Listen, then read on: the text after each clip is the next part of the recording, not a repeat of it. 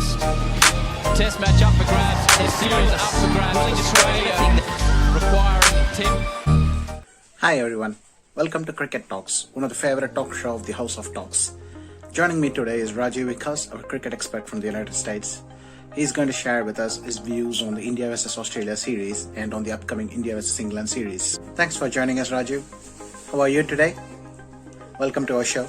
Doing good, Ganesh. Doing good. Let's start with one of the greatest test match series that we have ever seen, India vs Australia. What a win it was for India. What a great test series. Your thoughts on this? Probably one of the greatest played from the start of Test cricket. I mean, it's probably one of the best because Australia had a gun bowling attack, and then India, beating all the odds, all the prediction, won the 4th Test series 2-1. Nobody could have predicted that. So it was one to savor for the lifetime, especially the one in Gabba. What a great series it was. The Great Gabba Bridge. When talking about Gabba, nobody can stop thinking about Tim Paine and the banter he had with Ashwin. That was one of the highlights of the whole Test series. You know what? That probably turned out to be one of the worst sledges in Australian history. Much worse than the one McGrath or Vaughan would have sledged in their pomp. Exciting times ahead, isn't it? Let's not forget the bigger picture, which is the World Test Championship and the upcoming series between India and England at home in India. What are your thoughts on this? Do you think it's going to be a landslide either for India or England? India, England, now that India has gone back doing 2-1 and they are having their captain back, which is Kohli, fresh, and then they have a really good seam attack in Bumrah, Ishant, and then Siraj, who is the new find of the Australian tour. It's going to be a really tough series. The one thing I would give to England is they already have a two-match Test series against Sri Lanka, which is going on, and they have won a Test, and their star captain is making runs, and he's the best player of spin in the England squad right now. So that, along with England's very good seam attack, might make sure they might not lose 4-0. That I can give you for now. Too soon for the predictions, Raju. Let's wait for the end. Yeah. But as you said, I think it's going to be a really tough competition. Our King Kohli is back. We are expecting him to score more runs and be the powerhouse of runs again. But the contest might be more electric between Joe Root and Ashwin. Joe Root is in fine form now, and in Sri Lanka, he's just the best and taking the best out of spinners there. What do you think? Who is going to dominate the Joe Root versus the Ashwin contest? Joe Root and Ashwin is going to be... Joe Root being the middle order batsman in number 4, I think it's going to be a contest for the ages, just like Steve Smith versus Ashwin. And I really like the way Indian players bowled to Steve Smith, which is the leg side, which is his favorite option. But they just stacked up the whole leg side field and made sure they asked him to find the gap, and he couldn't actually. Right? He was caught. He was caught down the leg side. He was caught at mid. He was caught at the square leg. All closing folders kind of prayed around him. So it's going to be a contest to watch between Root and Ashwin. Yep. Alright, so we've got a hint on who is going to win this contest then, Rajiv. Talking about this cricket series, the first 2 matches of this cricket series is going to be in Chennai. Unfortunately, without the knowledgeable Chennai crowd, due to the pandemic situation, it's going to happen behind the closed doors. Let's talk about the seamers. From the Indian bunch of seamers, who would be your preferred pick? I would start with Bumrah. Based on the squad, the first 2 Test series, I think Bumrah and Ishant Sharma with respect to the bowling, because Ishant is fresh. He has a long layoff, and he's going to be back in Chennai, right? Chennai wicket usually is a good batting wicket for the first 2-3 days, and then probably spins after the 4th to the 5th day. If you clearly remember the last series, Karun Nair got a triple century against England when they played in Chennai. And England, I think, made 400 in the first innings, and he still lost the Test match. So it's going to be a good batting wicket, right? So I would love to see Ishant and Bumrah play against England with a reverse swing and line and length bowling coming into the fore. Yeah. Okay, right. Let's hope Ishant Sharma makes best use of this upcoming Test series. What do you think about the England side? Their fast bowlers are a menace, and they have been a nightmare for many of our Indian openers. What do you think about them? And for once, I would say that India's seam attack is as good as England's seam attack on paper. Let's talk about the England seamers, and you said that they are going to be a great menace to the Indian top order. And how do you think the Indian top order is going to handle this? Jimmy Anderson got a 6 for yesterday, right? That's like, wow. On a flat day 1, day 2 wicket in Gaul, he got a 6 for. I get it, a couple of openers played like loose shots and everything, but the ball to get rid of Angelo Matthews, who was batting in 110, was like superb. So I wouldn't count him out. I wouldn't count him or Broad, both of them out. And they also have Ben Stokes back on the team, the all-rounder. So he is going to be the enforcer. I'm saying it totally depends upon England's seamers, right? See, there are ways to win test matches away test matches, right? Either you have great spinners, which obviously England doesn't have, right? Then you find out how to win test matches. You can do the South African way, you can go the West Indies way. When South Africa, right, where they were world beaters, they didn't lose a series away from home for like 10 years during the Smith-Callis era. Smith, Callis, Amla, and all those people were in the team. They didn't have a genuine great spinner, to be very frank. They never had a great spinner. All they had was a spinner who can tie up one end by bowling maidens after modern, like Nicky Boye, one of those guys, right? Or Paul Adams, right? But what they had was great fast bowlers in Dale Steyn, Maunde Mockle, Mackay Meekini. And that's the template for them to win in Asia, right? If England is really smart, they wouldn't be thinking that they are going to win with Jack Leach or the other guy, who's in Dom Bess, right? So if England are really smart, they will think they got a world-class seam attack, right? They got 600 wickets in Anderson, 500 wickets in Broad, and then they have Mark Wood and Jofra Archer. Jofra Archer is a menace, right? So basically, they wanna think in the ways that India has reverse swing, right? And India won't do the same mistake again, right?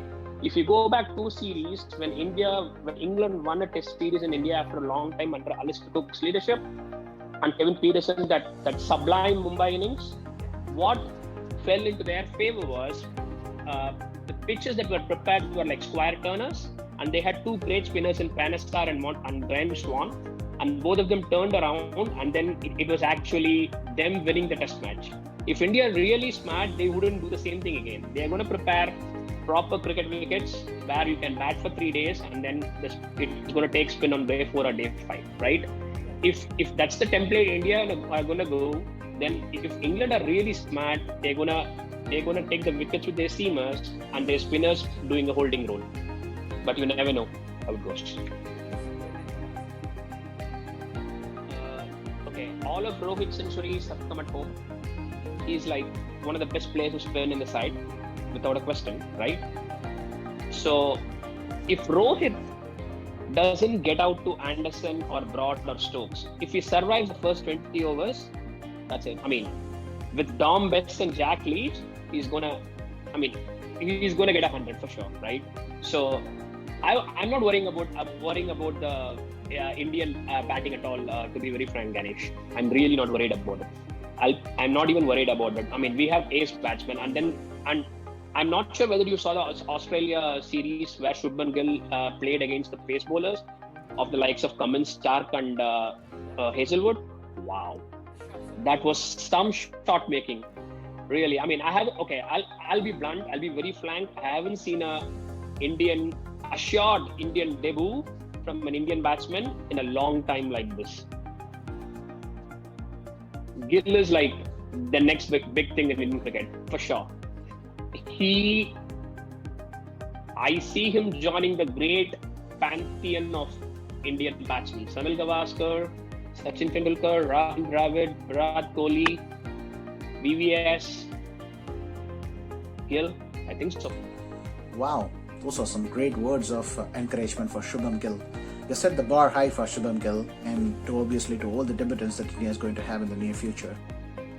Think about this, Ganesh, right? Think about this, right? So, okay, the last Indian seamer to debut in Australia was Vinay Kumar at the WACA, Western Australian Cricket Ground in Perth, and he was taken to the cleaners by David Warner. He got 101 session against Vinay Kumar, and that's it. That was his test career then and there.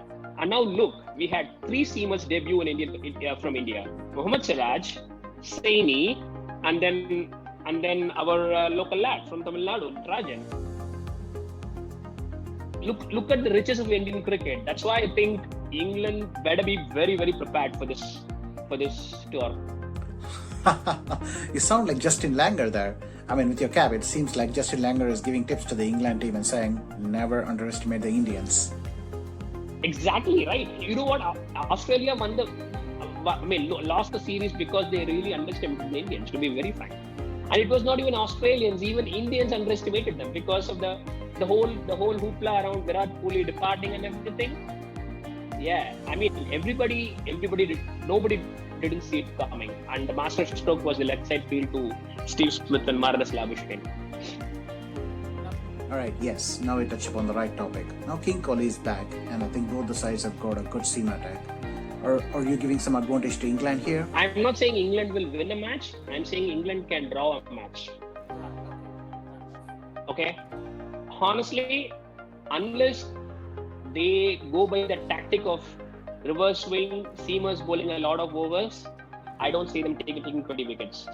Right? I don't see them taking 20 wickets when they go with their spin strategy like the way they did with Grand Swan and Manti Finisher, right? Right? It was, think about it, right? Last time England toured India, where they lost 3-0. I think England lost 3-0. They had almost the same batting attack except for Kevin Peterson. They had Cook and they had all those star players. Still, they couldn't take 20 wickets because their spinners were. Because their spin bowlers were not good enough, right?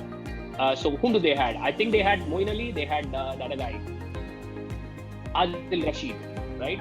So it's going to be a very similar spin attack here. Moeen is there, and then a couple more spinners are there, like Jack Leach. So yeah, so it depends, right? So it depends on how good the England team attack perform in the conditions. Okay. Now, straight to the point. What do you think of the biggest worries of the Indian team right now? What are the danger zones? Okay, first let me answer the question about what are the worries on the Indian side. Except for complacency, I don't see anything else. Well said. Complacency has let down the Indian team quite a lot of times, and we all have seen and grieved at those moments. Let's hope it does not happen this time. Going on to the England side, what do you think are their biggest worries? Yeah. I don't see a worry except for complacency, because think about it, right? They have lost Jadeja, right, for the first 2 test matches, right? But they have replaced Jadeja with 2 spin bowlers who have very similar bowling styles to Jadeja. One is the local lad, Washington Sundar, who's going to play in Chennai if he plays home ground. And then they have Akshar Patel, who is exactly like Jadeja. Left arm, right, wicket to wicket, can bat at number 7, number 8 and get runs. Right? And he's a gun fielder as well.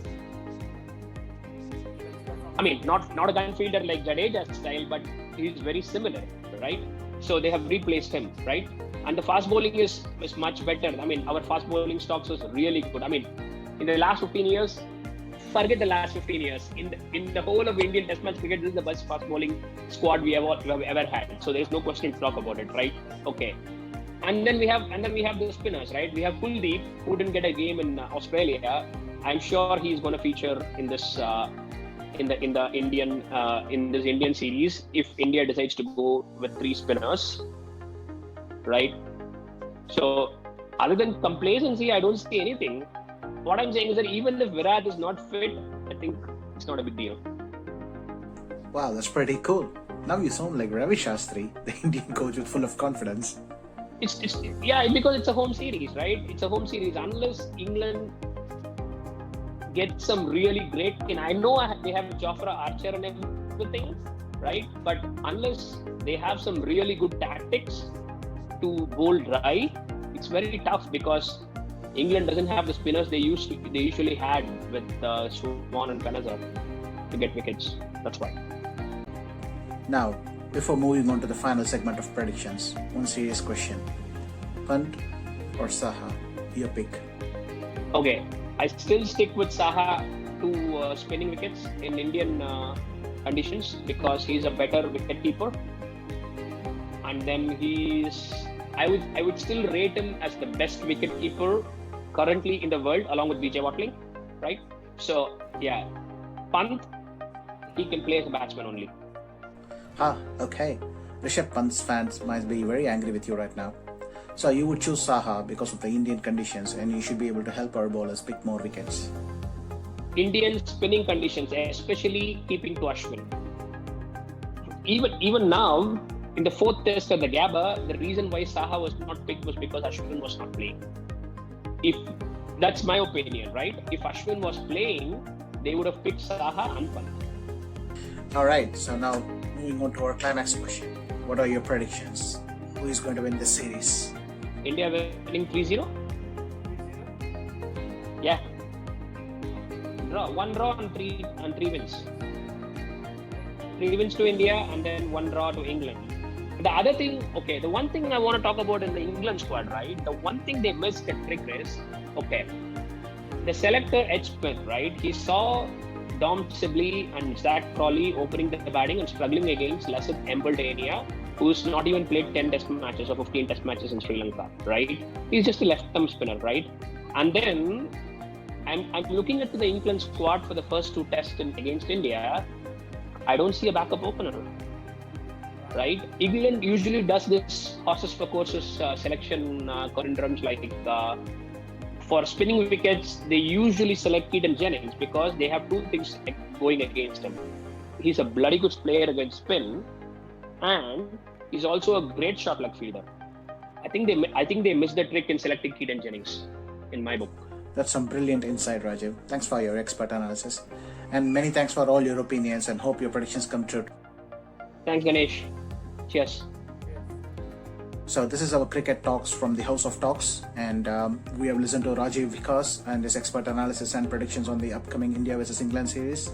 Meet you all with another interesting episode soon. Thank you very much.